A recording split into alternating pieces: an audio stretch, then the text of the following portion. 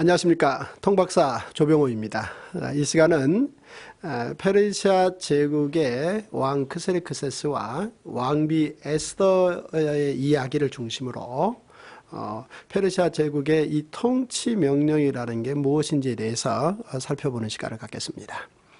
가끔 우리가 친구들을 만나면 국수 언제 줄 거야 이렇게 묻습니다. 즉 결혼하란 얘기고 결혼할 때 잔치하란 얘기고 잔치 때 이제 국수를 준다는 거죠. 우리가 개인적으로 살다 보면 좋은 일이 있을 수 있고 그런 경우 누군가를 대접할 수 있는 거죠.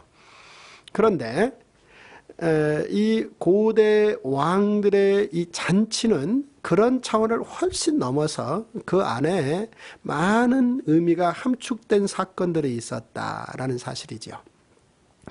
에스더 왕비가 죽으면 죽으리라 그런 어록을 남겼습니다. 아주 유명한 얘기 아니겠습니까? 아니, 부인이 남편을 30일 만에 만나러 가면서 어떻게 그런 얘기를 합니까? 보통 가정에서는 이런 이야기가 예전에 말씀드렸습니다만 이제 코미디입니다만, 그러나 왕과 왕비 사이에서는 이 만남 자체가 아주 상상할 수 없는 정치가 들어있기 때문에 이 표현이 결코 과장되지 않았다라는 생각을 해보게 되는 것입니다. 에스더가 30여일 만에 왕을 찾아갑니다. 3일 금식하고 아주 조심스럽게 꽃단장하고 그리고 왕을 만나러 갔는데요. 왕이 보자마자 한마디로 이뻤습니다. 그래서 바로 하는 말이 뭘 원하느냐? 나라의 절반이라도 주겠다. 그 자리에서 이 제안이 나온 거죠. 와, 에스더 입장에서는 죽으면 죽으리라 이런 각오로 나갔는데 나라의 절반이라도 왕이 주겠다고 제안을 하니 이 가슴이 뛰었습니다.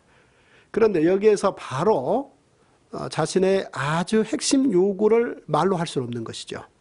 따라서 30일 만에 왕비를 보고 너무 기분이 좋고 30일 동안 내가 왜 저 왕비를 멀리 했나 싶은 생각이 들 만큼 왕비에게 호감이 아주 확실하게 간 그 크세르크세스 왕에게 에스더는 잔치에 오시라 라고 말합니다.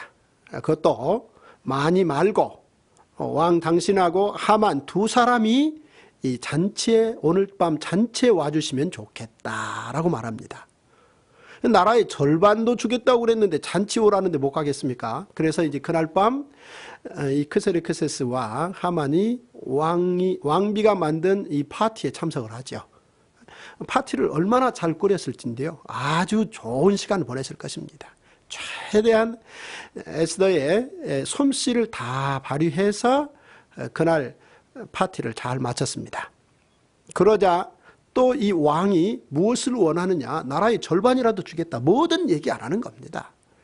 말씀드렸듯이 지난 시간에 우리가 살펴봤습니다마는 몇십만 명을 데리고 가서 전쟁을 치르고 오는 사람이니, 그리고 그 황금의 제국을 소유하고 있는 사람이니 뭘 말하든 다 들어주겠다라는 이야기는 우리 평범한 가정에서 남편이 기분 좋아서 부인에게 말하는 이 어떤 허풍 수준의 이야기하고는 얘기가 근본적으로 다른 거죠.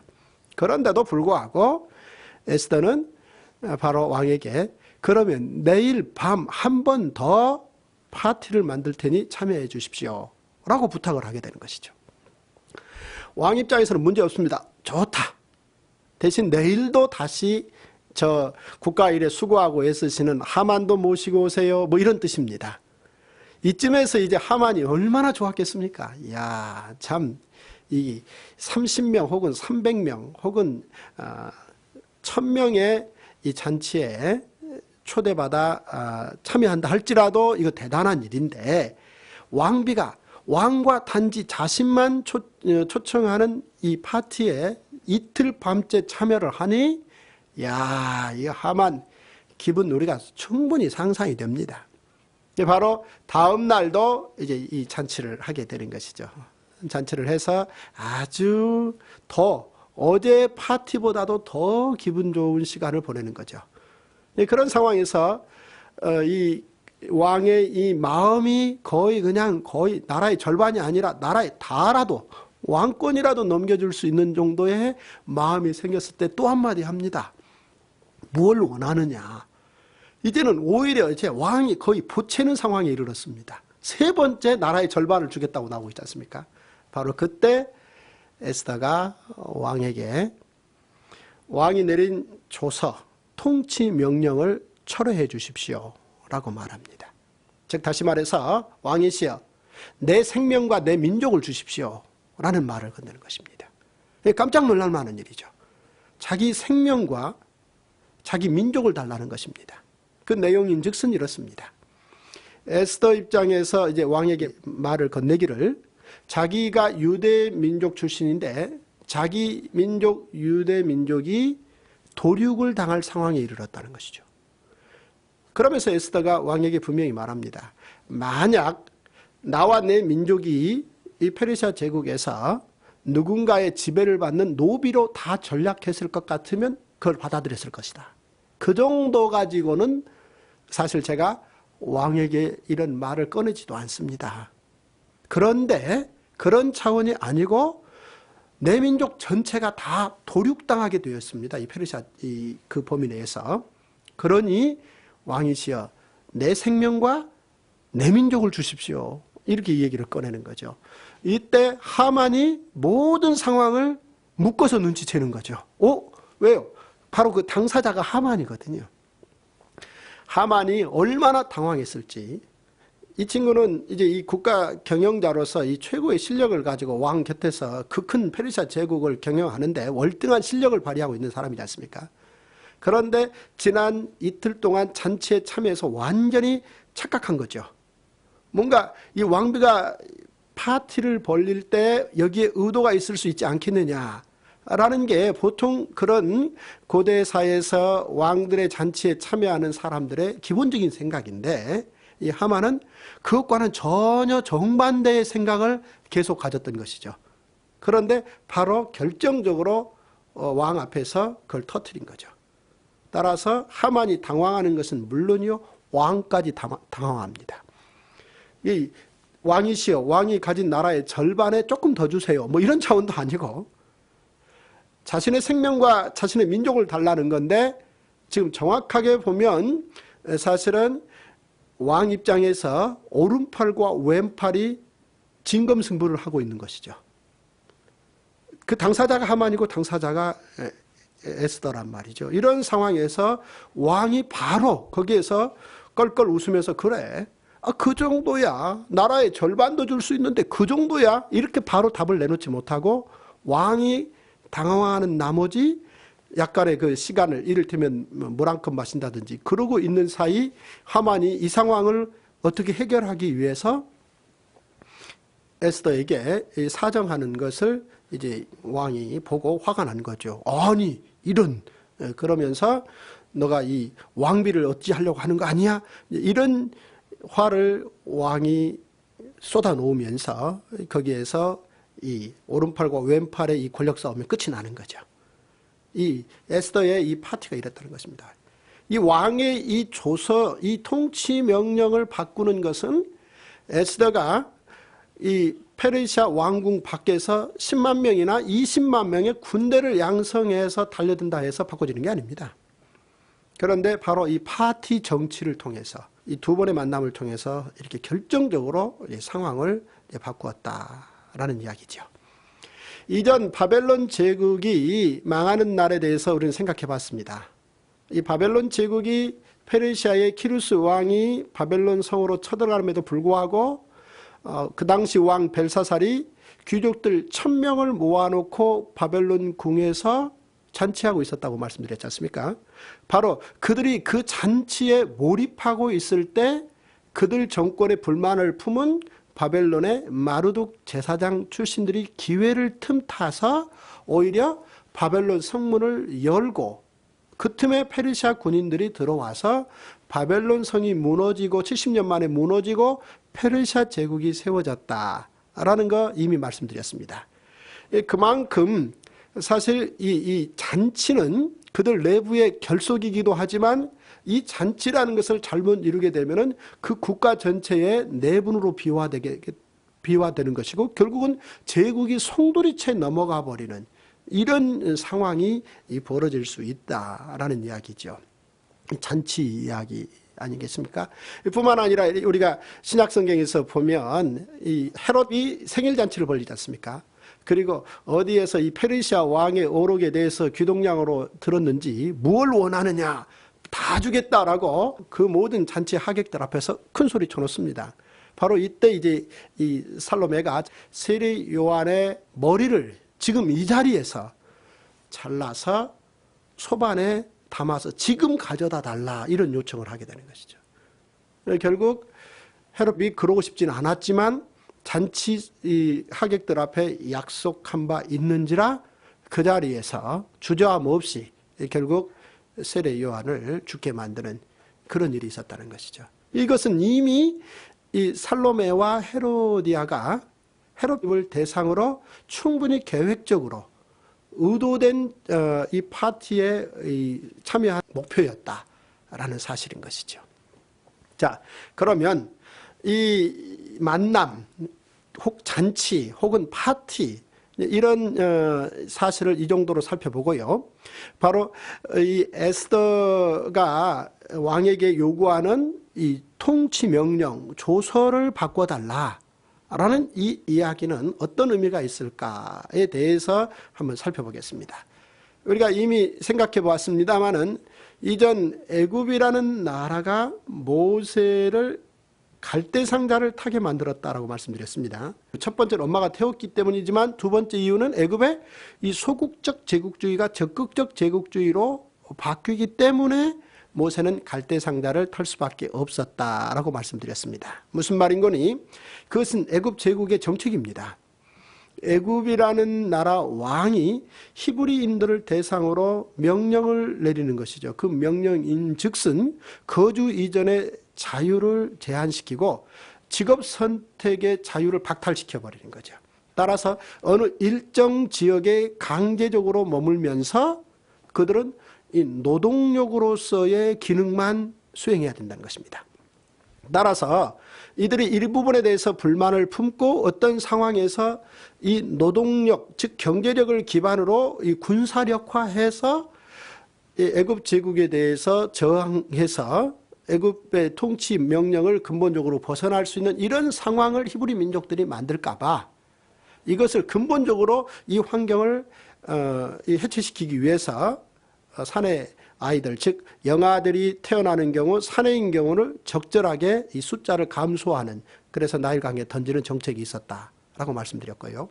이후에 이 아수르라는 나라가 결국 북이스라엘 10지파를 해체하고 그들의 그 핵심인 사마리아 성을 무너뜨리고 사마리아인을 만들었다라고 말씀드렸지 않습니까?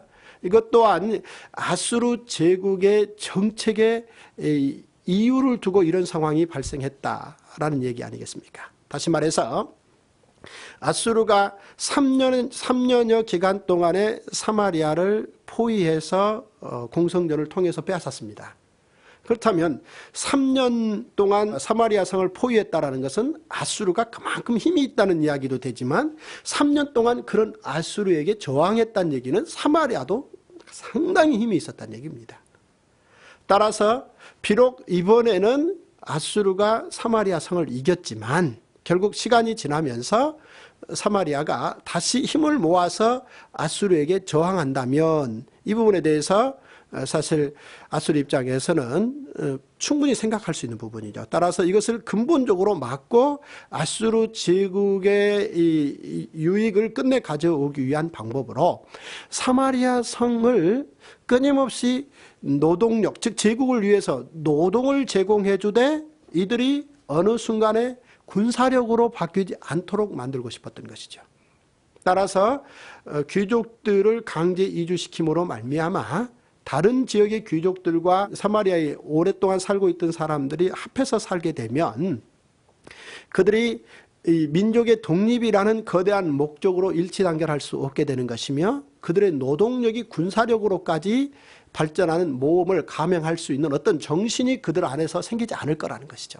바로 이것이 이제 제국 경영을 위해서 민족 경계를 허무는 정책에서 나왔다라고 말씀을 드렸고요. 이후에 등장한 이 바벨론 제국은 예루살렘에서 에스겔을 비롯한 만여 명의 사람을 바벨론으로 끌어왔다고 말씀드렸습니다. 그리고 이 사람들을 노동력화했다라고 말씀드렸는데요. 이 만여 명의 사람들을 예루살렘에서 끌어옴으로 말미암아 예루살렘이 중심이 되어서 그들이 군대화되고 이 군대화된 그들이 바벨론에 거역할 수 있는 가능성은 없어지는 거죠.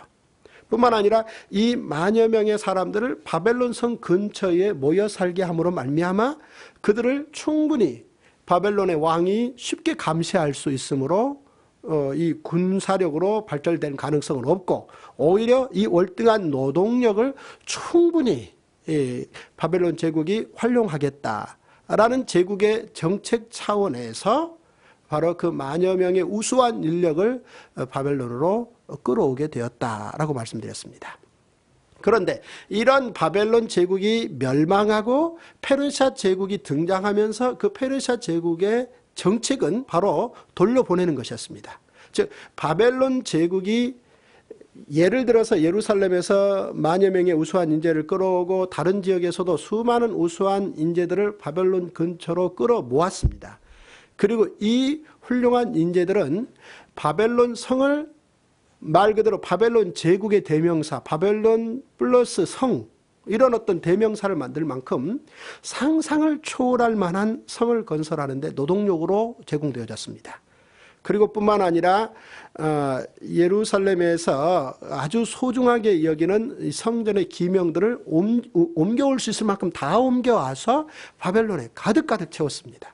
그런데 이런 바벨론 성을 점령한 페르시아의 왕은 오히려 이 바벨론 성을 해체하는 방식으로 페르시아 제국의 이 정책을 삼은 것이죠. 그래서 바벨론 제국의 모든 방법을 철저하게 해체시키는 것입니다. 그래서 끌어왔던 사람들을 돌려보내고 또 예루살렘에서 예를 들어서 가져왔던 성전 기명도 돌려보내고 해서 각 지역으로 돌아가서 그들의 삶의 기반을 가지고 살 수 있도록 대신 조건은 즉 바벨론 제국의 기간 동안 강제적으로 끌려와서 어떤 범위 내에서 울타리에 묶여 살면서 사실 쉽지 않았는데 오히려 이 쉽지 않은 그들의 지난날의 삶에 자유를 준다는 형식을 띄어서 그들을 돌려보냄으로 말미암아 그들이 제국의 지배를 받되 이전 제국의 지배를 받을 때와는 다른 감정으로 좀 부드러운 감정으로 제국의 지배를 받게 하겠다는 것이고 더 나아가서 그들의 종교 문화적 삶의 바운다리를 영역을 인정해 준다라는 그런 정도로 제국 정책을 펴갔다는 얘기죠. 따라서 페르시아 제국이 바벨론 제국을 해체시키면서 귀환 명령을 내리는데 이 귀환 명령에는 강제성이 없다는 것이죠. 즉 다시 말해서 바벨론 제국이 만여 명의 유대인들을 끌어올 때는 이 강제성입니다. 즉 왕의 통치 명령으로 누군가 선택의 여지 없이 그냥 다 옮겨와야 되는 것이죠. 그런데 그렇게 옮겨와서 바벨론에서 70년을 살게 된 그 사람들이 이제 다시 돌아가라는 이 왕의 통치 명령에 있어서는 거기에 다 돌아가라 라는 강제성이 없다는 것이죠. 만약에 다 돌아가라 해서 다 돌아가게 한다면은 이건 바벨론 제국이 끌려온 것이나 돌아가게 하는 것이나 진배 없이 오히려 정책의 효과는 떨어진다는 것이죠. 따라서 돌아갈 자 돌아가고 남을 자 남아도 된다 라는 페르시아 제국의 정책 기조에 의해서 왕의 통치 명령이 나갔던 것입니다.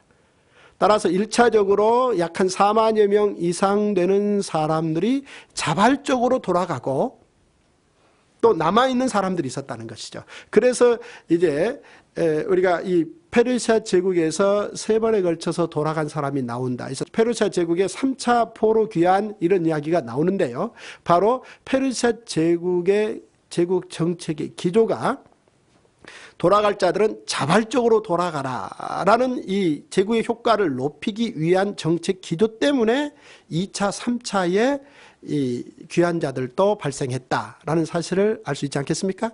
그런데 바로 이 크세리크세스와 에스더 사이에 바로 이 사건은 1차 귀환이 있고 난 후 남은 사람들, 그리고 이제 이때 남았기에 이제 2차, 3차 귀환들이 있는데요. 바로 그 중간 사이에서 벌어진 사건이었다라는 이야기죠. 결국 에스더가 왕에게 스스로 페르시아 제국에서 머물러 살기를 원하는 사람들, 이 사람들이 결국은 도륙당하게 되었다라는 이야기를 이제 왕에게 얘기하면서 살려달라라는 이야기죠. 바로 이런 어떤 상황에서 더 그 사건만 좀 더 깊게 들여다보면 바로 페르시아 제국에서 돌아가지 않고 남아있는 수많은 사람들, 이들은 돌아가서도 자신 있는 사람들인데, 왜냐하면 바벨론 제국 때 끌려올 때 유능한 사람들이 끌려왔기 때문에, 또 페르시아 제국이 바뀌었지만 그들의 이 삶의 이 능력은 충분히 있어서 페르시아 제국 내에서도 상당한 부를 이루며 살 수 있는 능력 있는 사람들이었다는 것이죠. 그런데 그 돌아가지 않고 남아있는 각 소수 민족들 사이에 적지 않는 이 경쟁심이라는 게 있을 수 있는 것이고, 이런 부분들이 페르시아 제국을 경영하는 왕 입장에서는 때로는 이 제국의 분란거리 요인 중에 하나일 수 있다라는 사실이죠. 바로 이런 게 터진 거죠. 그래서 이 하만의 이 민족은 이 아말렉족들인데, 바로 이 아말렉족들과 바로 이 에스더의 이 유대인들 사이에 이게 불거진 것이죠. 사실 페르시아 제국에서 이 소수민족 출신들이 페르시아 제국에서 상당히 성공한 사람들이 있는데, 이때 이제 하만이 이미 성공해 있었고 모르드르게라는 유대인 출신도 사실 이 제국 경영에 참여해서 왕에게 쓰임받을 만큼 아주 출세한 사람들이었다는 거죠. 바로 이들 사이에 이 갈등이 이 소수민족 사이의 분쟁으로 비화되는 것이며, 바로 이런 문제들이 그 당시에 매일 일어나는 일은 아닙니다만 그래도 다반사로 일어날 수 있는 그런 일들인지라, 이런 문제들을 근본적으로 페르시아 제국 왕 입장에서는 사실 이것을 크게 확대하지 않고 그 소수민족 사이에 이를테면 일어나는 어떤 분쟁 차원으로 해결해서 넘어가주는, 그래서 하만이라는 사람이 왕에게 오히려 지금 이 유대 남아있는 페르시아 제국 돌아가지 않고 그 제국의 통치 범위에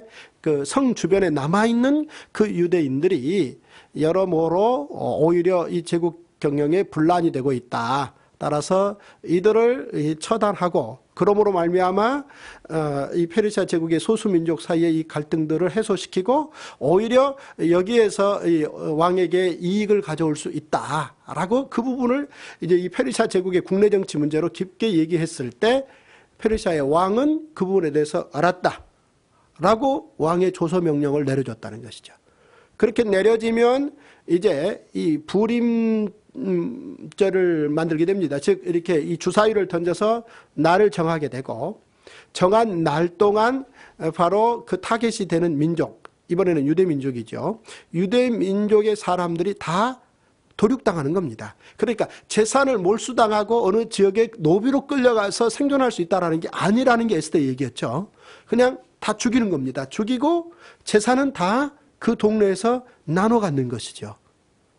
이런 것이 이미 결정되었고, 이 결정됐다라는 왕의 통치 명령이 그 인근에 이미 다 퍼졌다는 것입니다. 이 며칠 남지 않았다는 것이죠. 바로 이 상황을 에스더 입장에서는 뒤집어 써야 했다는 것입니다. 왕의 이 통치 명령, 즉 왕의 어인이 찍힌다. 이것이 한번 어인이 찍히면 바꾸기 쉽지 않은지 이 다니엘 이야기를 통해서도 알 수 있고, 이후에 올라가 보면은 애굽의 그 왕, 바로 왕이 인장 반지를 빼주면서 요셉에게 건네면서 이것으로 모든 통치 명령 내릴 수 있다라는 기록도 있고요. 다니엘이 어인이 찍힌 줄 알면서도 사실은 이제 기도했다라는 이야기가 있었지 않습니까? 그런데 어인이 찍혔다라는 거, 사실은 이 다니엘의 이 정적들 입장에서는 시간이 지나면 모든 사실관계가 다 밝혀지겠습니다만 일단 어인을 찍어서 다니엘을 그 법에 따라서 제거하고 났으면 그 다음에 오히려 이제 자신들이 여러 상황을 풀어갈 수 있다. 따라서 어인이 찍히고 났으면 왕도 어찌할 수 없다. 라는 것을 이미 페르시아 제국 내에서 알고 다니엘의 정적들이 그 모든 계략을 꾸몄던 것이죠. 이 사실을 에스더가 모를 리가 없습니다. 이걸 모르는 사람이 왕비가 되어 있을 리가 없죠. 이런 걸 다 알기 때문에, 즉 페르시아 법에 대해서 에스더는 너무나 잘 알고 있습니다. 따라서 모르드게가 에스더에게 자, 왕과 어떻게 상황을 조절해서 우리 민족의 살 길을 열라 라고 말을 처음 건넸을 때 에스더가 왕이 나를 찾지 않은 지 30일이 됐다. 이런 상황에서 내가 왕에게 간다라는 것은 그 이야기를 꺼내기도 전에 나부터 죽는다 라고 그 어려움을 얘기했던 이유가 페르시아의 법 때문입니다. 이 페르시아의 법에 따를 것 같으면 이를테면 이제 이 왕비라 할지라도 왕이 먼저 찾지 않는데 왕비가 왕을 만나러 오게 되면은 이것은 보고 싶어서 오는 사람으로 간주하지 않고 왕의 목숨을 위협할 어떤 암살 기도 의지를 가진 그것으로 간주해서 처단한다는 것입니다. 이것을 페르시아 왕비 에스더가 다 아는 것이죠. 따라서 사실은 이것과는 비교할 수 없는, 이게 이 왕의 어인이 찍히면 그것은 통치 명령의 법으로서 그 누구도 움직일 수 없고 여기에 이견을 달 수 없다라는 사실을 너무 잘 알고 있었던 에스더였는지라 쉽지 않다, 불가능하다라고 얘기했던 것이죠. 그런데 바로 이틀에 걸친 잔치 끝에 당사자인 하만을 앞에 앉혀놓고, 사실 민망하잖아요. 이게 둘 중에 한 사람 죽어야 된다라는 것을 이제 왕 앞에 얘기를 꺼낸다라는 것은 왕 입장에서 이거 쉽지 않지 않습니까? 따라서 바로 이런 이유 때문에 에스더가 처음 30일 만에 왕을 만나러 갔는데 왕이 보고 야 이쁘다, 뭘 원하느냐, 나라의 절반 주겠다 그랬대. 거기에서 나라의 절반은 필요 없습니다, 제 생명과 제 민족 생명 주세요, 거기서 얘기 안 꺼냈다는 거죠. 그러면 나라의 절반 주겠다라는 그 이야기보다는 오히려 왕의 통치 명령이 훨씬 더 사실 바꿀 수 없는 상황인지라 뭐 나라의 절반 주겠다는 얘기는 뒤집으면 되는 거잖아요. 그러나 통치 명령에 어인이 찍히면 이건 바뀔 수가 없다는 것입니다. 따라서 이 같은 사실을 에스더가 충분히 알기에 왕의 주겠다라는 이야기를 세 번째 듣고 나서야 그런 시간을 충분히 갖고 다 준비하고 하만을 앞에 앉혀놓은 상태에서 거기에서 왕의 결단을 내리게 했다라는 사실입니다. 따라서 왕이 거기에서 통치명령을 바꿔버리는 것이죠. 좋다. 그러면 왕비의 뜻대로 하만을 통해서 내린 통치명령 철회하고 지금 왕비의 요구대로 통치명령 다시 내린다, 이런 일이 생기는 거다. 통치명령을 다시 내린다? 우리가 살면서 아주 진지하게 뭔가 어떤 의미 있는 이야기를 했으면 그걸 되돌려 바꾼다라는 것은 쉽지 않습니다. 이렇게 그 자존심 문제지 않습니까? 삶의 자존심 문제인데 왕이 통치명령을 바꾼다는 얘기는 이거는 자존심 차원의 문제가 아니고 이게 국가적 차원의 문제입니다. 그럼에도 불구하고 드디어 왕이 통치 명령을 바꿉니다. 따라서 이제 시간이 별로 없습니다. 하만의 이 명령, 즉 유대인을 도륙하라는 이런 명령은 역졸들이 그 범위 안에서 다 전달해서 방을 붙였습니다.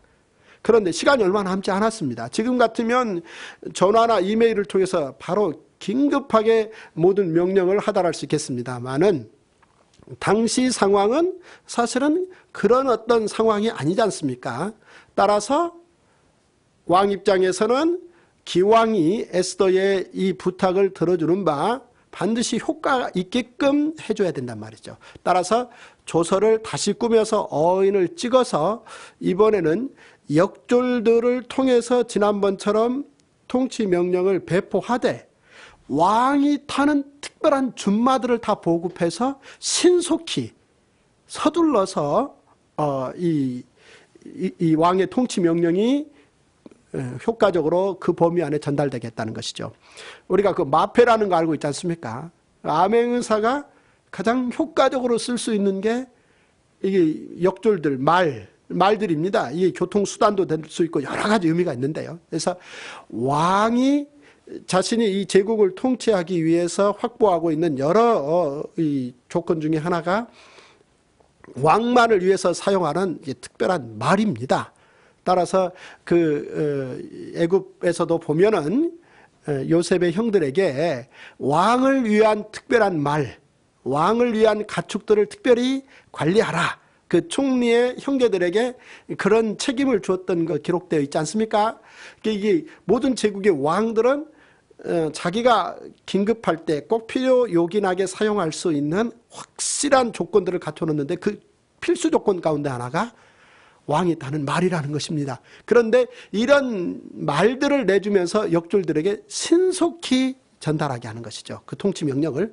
그래서 그날 바로 유대인들, 즉 돌아가지 않고 페르시아에 남아있던 유대인들이 이 죽음을 면케 되고 이 날을 이제 자기들은 이 불행 중 다행이다라는 차원에서 그냥 가볍게 여기고 지나가는 것이 아니라 그 다음에부터 바로 부림절로, 즉 그날 죽기로 뽑혔던 그날을 기념해서 그 다음에는 이 유대인 각 가정에서, 즉 페르시아 제국의 그 통치 범위에 있는 그 유대인 각 가정에서 그 집에서 가장 좋은 것들을 큰 바구니에 담아서 나가서 주변의 가난한 사람들에게 충분히 나누어 주는 일을 시작했다는 것이죠. 이것이 일컬어 이제 부림절입니다.